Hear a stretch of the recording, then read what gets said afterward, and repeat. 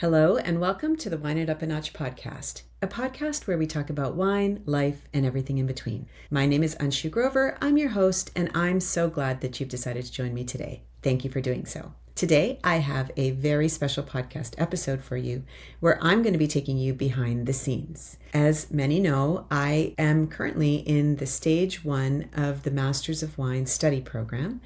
And as part of that, I get to talk to a lot of different winemakers. And today's podcast episode is one such conversation. In this conversation, I am speaking with Stefan Wellanschitz, a winemaker from the Burgenland region of Austria. I met Stefan when I was in my seminar week of the Masters of Wine Stage 1 study program. I went to Austria, specifically to Rust. But on the last day of the study program, we were in Vienna and we were given the opportunity to do a walk-around tasting at a very, very well-known wine store in central Vienna, right in the city. And it was with a bunch of natural wine makers. And this is where I met Stefan. And we just kind of hit it off. I really loved his wines. He shared some knowledge with me. And then I reached out to him to see if he would be willing to talk to me further from Toronto. And he said yes. So this is a conversation that happened very early in the morning here in Toronto.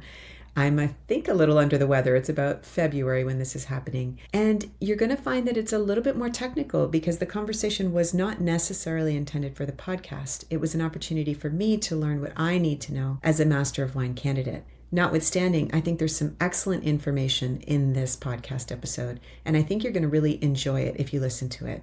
I also think if you can find Kolfok wines, especially the single vineyard, single variety wines, you'll really love those too. Look out for those, and I hope you enjoy this podcast episode with Stefan. I'll flip over now and wish you all the best. Cheers! Let's start at the start. I would love to first hear a little bit about your winery and your background. I know that you have a long history making wines as a family in the Burgenland in Austria, and that you favor natural winemaking practices. Yeah, so we have really long roots back 100 years ago. My grandfather was doing wine, my grandfather, and so on and so on. So many generations are doing wine here in the Burgenland region, in Burgenland, central Burgenland.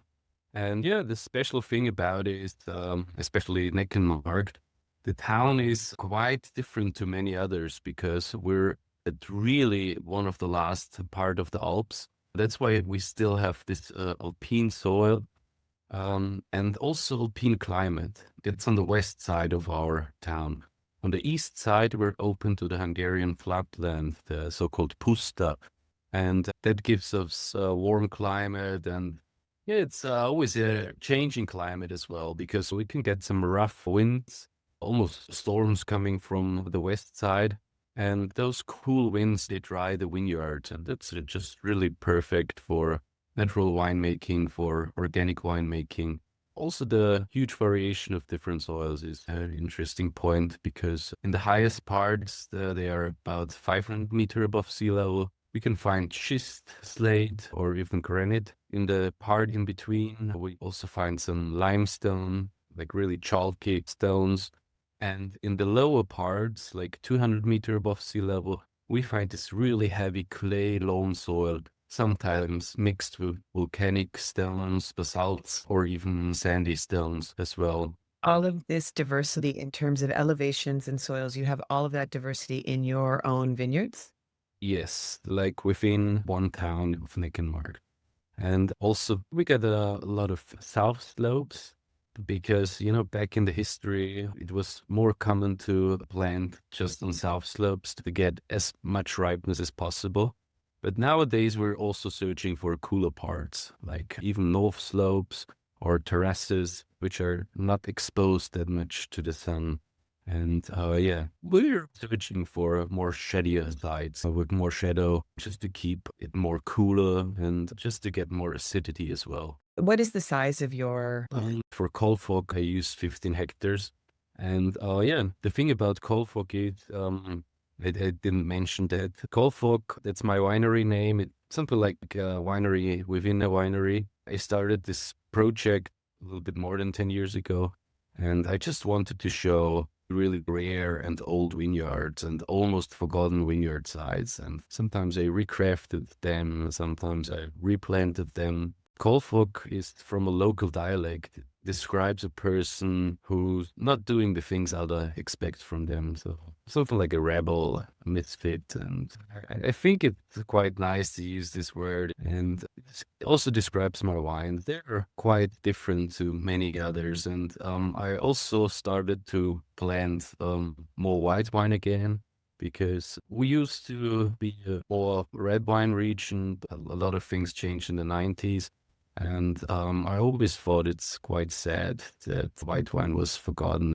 I'm using quite traditional varieties, like old varieties. They were here, like a Pinot Blanc or Welschriesling, even a Fomint. I also get some Grüne Veltliner, also get some mixed Muscat varieties. I think that's really interesting because you can really tell, oh, that's a white wine from Burgenland, and it's quite different to many other white wine styles of Austria. Now, when we met in Vienna, Mhm. we're there as a part of a small group of natural wine producers that were brought together so that we could explore the natural wine movement in Austria. And it was a fascinating tasting. I think that day you might have brought 3 or 4 of your wines, if I'm not mistaken. But I've looked and I see that you have a huge portfolio of wines. You make quite Oh, yeah. a large number. So can you tell me a little bit about how many wines you make? And we don't have to go through each one, but I'm just curious, does it change from year to year? I think I have a total portfolio of about 12 wines right now. The wines I showed at Wine & Co, they were single vineyard wines, also single variety wines. And yeah, that's something quite personal for me, the wine I showed, because it's like the highest range. But I'm also doing kind of skin contact with the Intra series. Intra means intracellular fermentation, so it's like maceration carbonique. For this method, I use quite fresh grapes, so they are harvested earlier from younger wines, and yeah, I try to destem them, like and after destemming to get like full berries, like whole berries. And those berries go into little fermenters. And in those little fermenters, without any pressure, without touching it, um, yeah, kind of fermentation is starting from inside the berry. And that takes about 2 weeks, and it's without oxidation. So it's a reductive way. And after 2 weeks, they're pressed and they almost look like popcorns, like they are really exploding. And that's like a really gentle method of skin contact, because you got some little skin contact, but it's not super crazy like in other orange wines. And yeah, I like this method, and therefore I have 3 wines: the red, the rosé, and the white. And with this method, I can get a wine in a really nice dimension. So when carbonic maceration is done, you then press off of the skins and ferment. You're right. Then there's still residual sugar, and all this residual sugar will then finish fermentation in bigger casks. That's for all three, the white, the rosé, and the red? Yes. So the Yes. red is fermented off its skins. As berries. It's not like a mash, more like whole berries. And I really try to have like little fermenters so I can have as much intact berry as possible. The maceration carbonique for the red is less than the white. So the red is pressed after a week, and that's why you get a nice color, but nothing dark. It's more like a really fresh red wine. Lower alcohol, good acidity, and a really fresh style. Easy to drink and very balanced in tannins. And then how many cases of wine do you make across the winery? For Kolfok, it's like 60,000 bottles now. So I may ask you then a couple of questions around natural approaches. I know that you're part of the raw wine movement, and your wines, I have to say, there's a lot of purity. They taste really, really clean and fresh and of high quality. One of the things that I think I am trying to understand and grapple with is the concept of not doing too much to the wines because you want them to taste of the terroir and your own philosophy, but then also the realities of nature and things going wrong in nature. Maybe we can start with the obvious, which is sulfur. If I remember correctly, and my notes are correct, you didn't say I'm 0% sulfur. I think you said minimal sulfur when needed. Could you talk a little bit about that? Yeah, definitely.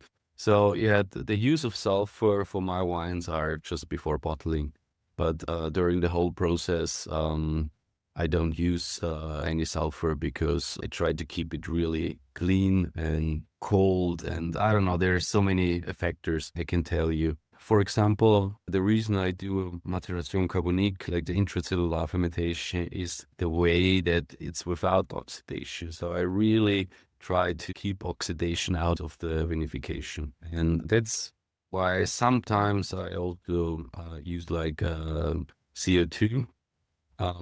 For example, during pressing, because it's something, you can add and it will disappear. It's gone, and it's a nice way of protecting the juice or even the grapes.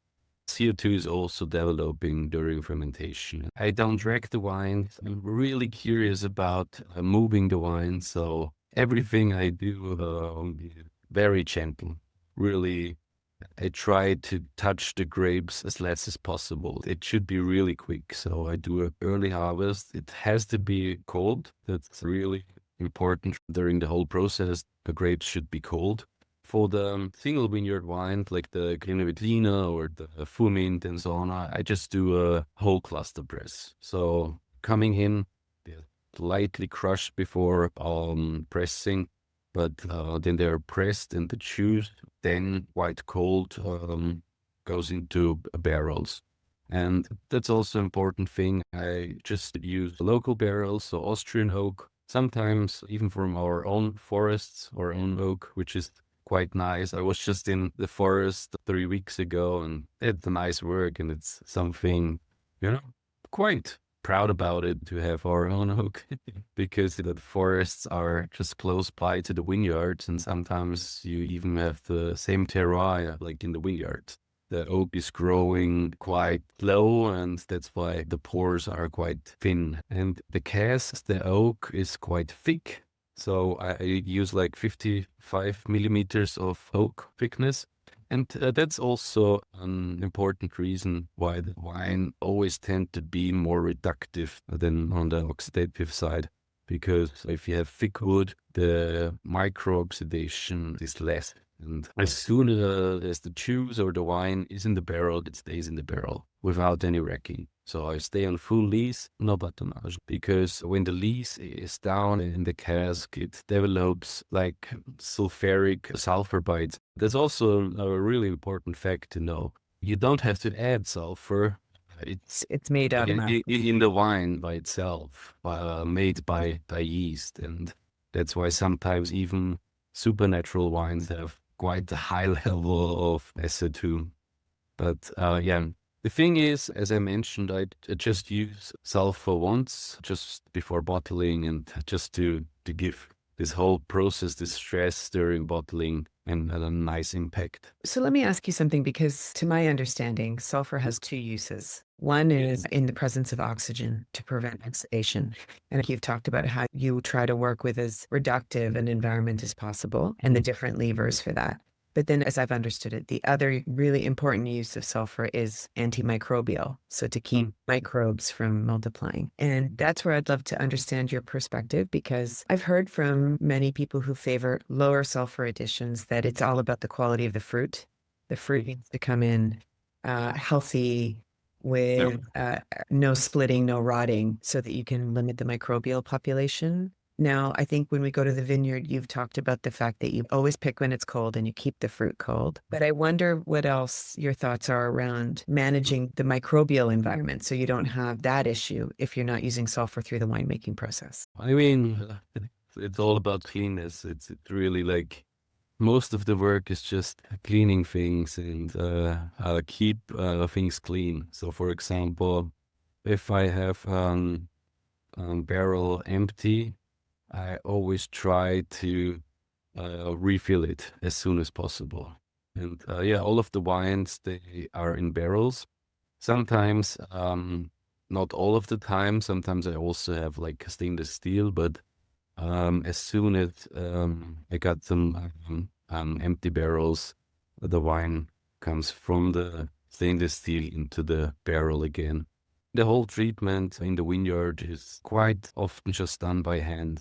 We have our friends and workers who are doing the treatments in the vineyard. I'm quite lucky to be in this region because we get this really great lake of Neusiedl, and the humidity is quite higher. It's also quite good to have sweet wine production because botrytis pressure is much higher. But we're separated from this lake. So there's one valley, the Hüdenburger Valley, the Schokron Valley, and that separates our town from the lake. So that's why we don't have high humidity and we don't have pressure of getting fruits rotten. There's also this other part, the western part, where the wind are always going through. So it's quite a windy area as well. Sometimes the winds can get so rough that we have problems with the canopy because sometimes they're really falling apart. But that's something I'm really lucky about because the treatment of fruits is quite lower than usual.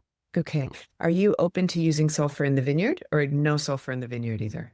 Oh, in the vineyard, I do, yes. Okay. So that's helpful then in terms of controlling the microbes in the vineyard. I'm assuming all of your fermentations are spontaneous with native yeast? Yes. Okay. Yes. Do you ever inoculate for any of your wines? Do you ever put commercial yeast into your wines? No, I'm quite relaxed in the cellar. I also got some noises right now in the cellar, so they're still bubbling from last year. But that's the thing. You always have to keep it clean. You always have to top the wines. That's something really important. And that's something I think a lot of natural winemakers should understand. It's not a laissez-faire method. Can't put juice in it and then say, whatever happens, there will be something. No, that's not my way of thinking. I learned how to get done with fermentation problems. So sometimes I added old yeast or lees from an older vintage to such barrels, or sometimes you can even see it during the whole process. Some barrels are fermenting quite heavy and quite rough, and other barrels are fermenting slower. So sometimes I add from the really strong fermentation parts to less fermentation parts. And yeah. One of the things that's fascinating me, I've been learning about is I've been spending a lot of time looking at yeast. Actually, just last night I was studying about Torula spora and Metsnikovia. It's a lot of fun. So I understand that you would have a population of yeast in the vineyard that's basically really based on your terroir and the condition of your fruit. And then you would also have a population in the winery based on all of the activity that's been taking place since your ancestors were making wine. I've spoken to some winemakers that say because we've been making wine for so long, we have a very rich population of native yeasts that work well just in our winery. And then we have great, robust cleaning processes. But we've almost naturally selected, through natural selection, we have the best yeast that we can possibly have that we want for the results that we're looking for. I assume you believe the same. But one of the things that I've been learning about is the ability to even test what yeasts you actually have in your vineyard. Have you ever done anything like that to try to understand what your population is, what you're working with? Actually, I really did a study about that at the really school. So that was my main work for the diploma. And yeah, I really found out, as you recognized, it's really a mix of yeast coming from the vineyard and yeast coming from the cellar. In my work, I found out that the yeast from the vineyard are starting the fermentation, but then the yeast from the cellar, from the whole atmosphere, or even from the wood itself, because it's like such a complex organisms, this yeast from the cellar will finish fermentation. So that's always the main part, the stronger part, because the yeast from the vineyard can easily, so the population of the yeast from the vineyard isn't that high than the yeast in the cellar, because I don't know, it can stay there. And yeah, and as I told you before, I really try to have my casks always completely full. Of course, I do cleaning as well with sometimes steam and high pressure, but I don't know, it's something I think in the atmosphere and it can't get destroyed by cleaning. So it always stays there. Yeah, and I think it's pretty cool, actually. It's like us as humans, right? We're always carrying Yeah. bacteria and stuff on us, in our mouths, everything. Yeah. But my question to you is, do you know what you actually have in your winery? Have you ever done any testing to determine, yes, I have this strain or I have that strain? Or do you just go with what you have? Oh, no, I don't know. There are also Hermetis cerevisiae, of course.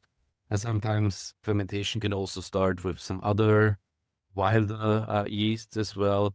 But yeah, I think the wilder yeasts are coming from the vineyard. And in my work, I found out that the fermentation starts with wilder yeast. That's why you also get some more complex aromas. But then those yeasts die when they reach about 4% alcohol. Yeah. Okay. So one of the things I've heard about with people who do native yeast fermentations and don't inoculate with commercial yeast at any stage is there's two risks. One is the production of a lot of volatile acidity, and the second is the risk of stuck fermentations. I'd love to hear your perspective on how you manage both of those. The volatile acidity is quite in warmer years. For example, 24 was a warmer year. But I don't know, I never had problems with volatile acidity, to be honest. The thing with the stock fermentation is sometimes the wine can even benefit from it because you always have a process going on. That's why when the process is always, so the wine is always working, it would always be on a reductive side. And so while the wine is in fermentation, or it can also do malolactic fermentation, it always produces CO2, and CO2 is, again, antiseptic in a good way. For me, that's not really a problem. I once had some little Brettanomyces because that was in the beginning, but I really learned from it. Sometimes you can have, after the pressing, as I mentioned before, if you have skin contact before, and then you do pressing, and then with the residual sugar, you go into barrels. Sometimes in this process, I don't know why, it's like skin contact, residual sugar, and oak barrels, it can produce Brettanomyces as well.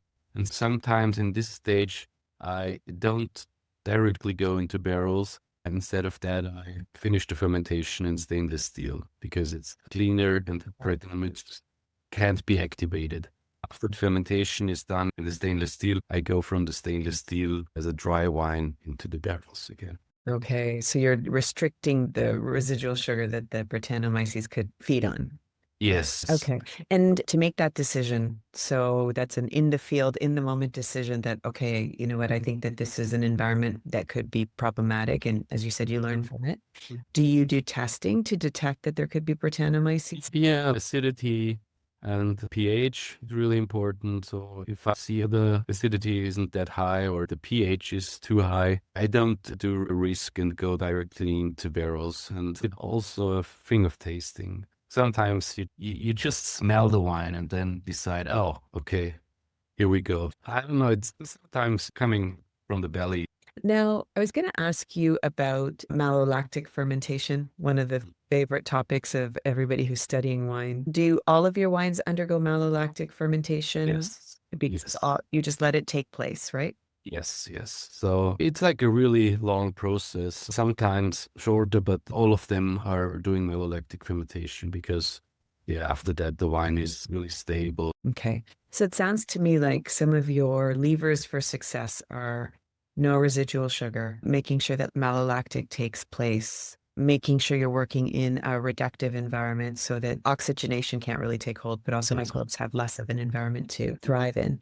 And then using a little bit of sulfur at bottling just to ensure stability as the wine using goes to a different market. Okay, that makes sense to me. Now, you said you're a winery within a winery. Are you also the winemaker for your family wines?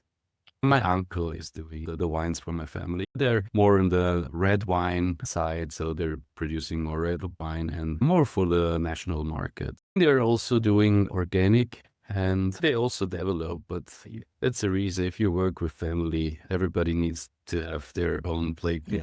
Sure.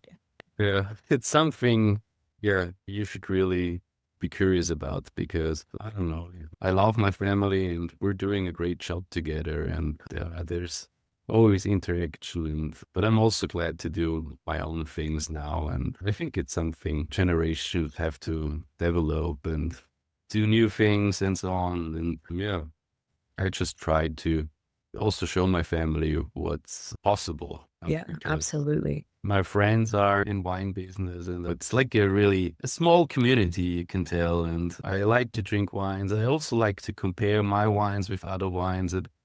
it's always a process going on, and that's really important. And I might have some idols as well, and it's like the way they think about wine and the way they are doing wine. I also want to do it like that. I like to drink, for example, Burgundian, white and reds and so on. I also was at internships all over the world, and you can catch a lot of things from other people, from other winemakers, and then you go back to your family winery, and then you start to doing the same things, or just to have an idea of things going on. And yeah, that's how everything developed. And I really saw that there's not that much necessary to produce really great wine. I think it's really in the other way. So if you're really producing high quality level and you're putting a lot of personality in it, you don't need much more than really good fruits from a good terroir.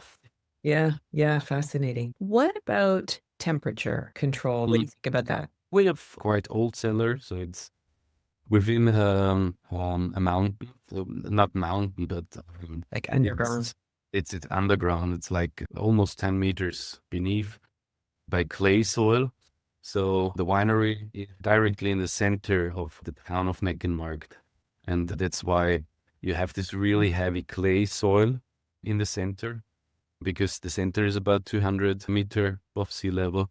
And yeah, clay is always cool, so it can keep the whole atmosphere quite cool. So I have a stable temperature of about 10 to 15 degrees Celsius. All your winemaking is underground, 10 meters. Yes, I have several steps. So the production hall is on top, then there's the press, and then there's the cellar. You can really go step by step. I do use sometimes pumps, but usually I try to avoid them. Okay, yeah, I wanted to ask you because I thought I read that you press the grapes, but then you don't pump them. You don't pump the juice out of the press. No, that's not necessary, because I can directly go from the press into the barrels by gravity, because the press is in the middle stage, like in the middle center. And then from there, I can go directly from the press without pumping into the barrels. But sometimes, for example, for bottling and so on, I do use a press, to be honest. You use the pump. Not always. Sometimes I just use a forklift, and with the forklift, you can also put barrels on another level, and then by gravity again. Wow, into the bottling line. Yes, so into the bottling, or in a stainless steel, and then into the bottling. The bottling line. Okay, wow, fascinating. Would you remind me, let's go back to the start here. So all of your wines are made with whole berries and whole clusters? Whole cluster. Yeah, sometimes I also destem. Okay. For the intro line or the red wines, I do destemming. But you still do whole berry? Whole berry, without crush. Without crush. So all of your wines are either whole cluster or whole berry? Yes. No crushed fruit? No. Okay. And so for that reason, your press program wouldn't be, like, you don't need to have a big press program, because at the end of the day, you're only going to apply so much pressure anyways. Is that fair? Yeah, you can tell. Yeah. In the fermentation, you want more intact berries. Is that right? Yes, definitely. I don't know, more fruit and the intact berries. It's always, if you have intact berries and not crushed berries, you don't have that much lees. And yeah, I try to avoid too much lees. So there shouldn't be too much fine particles, because I'm not racking, Right. Okay. It's all making sense now. Okay. You're not racking. Yeah. You work like the 10% of lees, then wine can get really reductive, like almost stinky, yeasty notes. Yeah. Okay. It's slowly coming together in my mind. I appreciate your patience. I'm trying to put the puzzle together as I'm listening to you. Okay, that makes a lot of sense. And also, do you find by working with as close to whole berries as possible, so either minimally crushed or full whole berries across your whole program, do you find that also gives you more purity of fruit? Do you find that it affects the flavor of the wine as well? Or is it more for the, as you said, more to ensure there's not as much sediment? Yes, not as much sediments. And I'm also really curious about extraction. So I do have low yields. So sometimes really crazy low yields of 2,000 kilos per hectare or something like that. And those grapes or those berries are really intense. Like, they have thick skin, And if you do too much extraction, you will get hell out of tannins. And that is, I'm really slow and I'm really gentle by touching the grapes, by touching the berries, because sometimes you really have tiny berries. I can show you pictures later as well, but they're really intense. And I don't know, it's if you try to taste them, it's like you really have to bite through the skin, because the skin usually for all of my wines is quite thick. And what do you attribute the really low yields to? Is it the age of the vines? Is it the soil? The wines, the soil, the whole management, all of the vineyards are planted with herbs. I do every 2 or 3 years. I also add some herbs, but yeah, really important for me that the wines have to fight for nutrition, because then you will always get the nicest fruits. If you have too much growness going on, then you have to do a green harvest as well. That's something, for example, I don't do. I don't do any green harvest because I don't have that much fruit. But yeah, I do have old wine, sometimes even almost 100 years old. And for the young wine, I do different kind of planting. I do double wine planting. So there are I two wines. remember you even shared a picture with me. We matched our phones and you had the double trunk. Tell us about that. I got an old vineyard of Welsh Riesling. It was planted in the 80s, and it was an experiment for other winemaker. And I bought this vineyard from him, and he tried to have a higher yield by planting double wines. But the complete opposite was happening, because he got less yield, because the two wines, they really had to fight for nutrition or also for the water. So the result was growing was quite less. The canopy, the green parts, they will not reach the highest wire on those vineyards. And you get really intense fruits because there are less fruits on it, and the plant can really concentrate on those less fruits, produce more intense aromatic, like a natural concentration. The natural blessing in a way. Actually, double trunking or double planting is also a thing in colder environments. I was speaking to somebody who grows fruit in Washington, for example, where the winters can be severe. And so they actually do double trunks for an insurance policy in case one side doesn't do well through the winter. You have the other side. And I remembered our conversation, and I still remember you had the picture on your phone. You said, I'll show you and you can have, and I said, could I have the picture? I've never seen that before. I'm sure you do a lot of work on the soils as well in your vineyard, but making sure that there's good cover crops, there's good competition, and older vines that are healthy will naturally yield lower fruit. I guess maybe another question that I may ask you around the vineyard then is for climate change. So you mentioned that you're now seeking cooler sites, maybe more shade or high elevations because climate change is real and you want freshness in your fruit. What I've understood again, and I'm still learning, so I could be making mistakes, but when you have cover crops and there's competition for nutrients, there's also competition for water.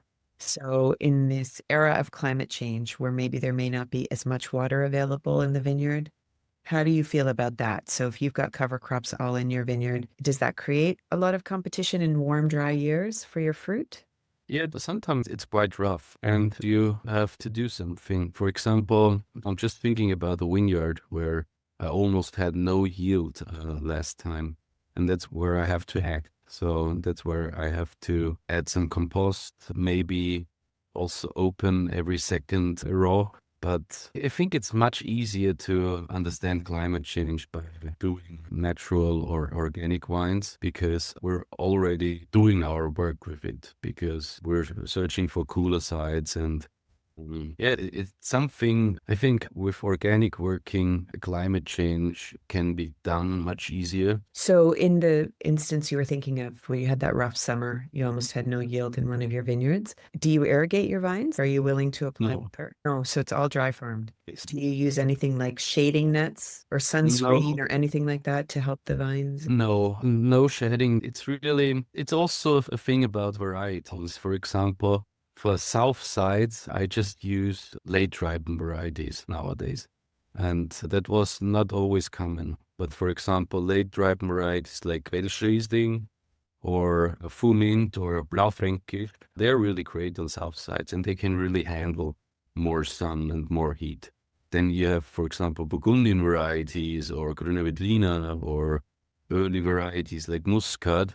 You can't plant that on such soils. So that's a thing where climate change really hits you.